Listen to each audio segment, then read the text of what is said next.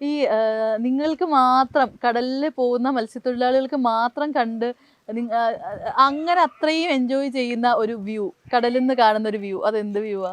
കടലിൽ നിന്ന് കാണുന്ന വ്യൂ എന്ന് വെച്ച് കഴിഞ്ഞാല് സത്യം പറഞ്ഞു കഴിഞ്ഞാല് അങ്ങനെ പറയണമെന്നുണ്ടെങ്കിൽ ഈ നമ്മുടെ ഈ നൈറ്റത്തെ ഒരു വ്യൂ അത് നമ്മൾ ഈ കരയിൽ നിന്ന് കാണുമ്പോന്ന് വെച്ച് കഴിഞ്ഞാല് നമുക്ക് ഈ പൊടിയും ഇതൊക്കെ ആയിട്ട് അത്ര ക്ലിയർ ആയിട്ട് നമുക്ക് ഈ ആകാശം അങ്ങനെ കാണാൻ പറ്റില്ല.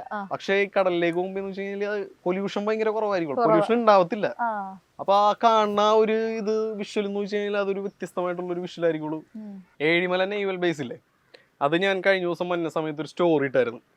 അപ്പൊ ഒരാൾ എനിക്ക് പേഴ്സണലായിട്ട് മെസ്സേജ് അയച്ചേക്കാണ്, നിങ്ങൾക്ക് മാത്രമാണ് ഇങ്ങനെ കാണാനായിട്ടുള്ള ഭാഗ്യം. അതായത് ഈ കടലിൽ നിന്നുള്ളൊരു വ്യൂ കാണാനായിട്ടുള്ള ഭാഗ്യം നിങ്ങൾക്ക് മാത്രമേ ഉള്ളൂ. ആ അയച്ച ആളുടെ അപ്പനൊരു ഫിഷർമാനാണ്. പുള്ളിക്കാരുടെ അപ്പയും പറഞ്ഞു കേട്ടിട്ടുണ്ട് ഞങ്ങൾക്ക് മാത്രം കാണാനുള്ളൂ, കാരണം അവിടെ റെസ്ട്രിക്റ്റഡ് ഏരിയ ആണ് മൊത്തം. അപ്പൊ നമുക്ക് അവിടെ ഉള്ളവർക്ക് ആ ഒരു ബീച്ച് സൈഡിലേക്ക് ആ സ്ഥലങ്ങളിലേക്കൊന്നും വരാനായിട്ടുള്ള പെർമിഷൻ ഇല്ല.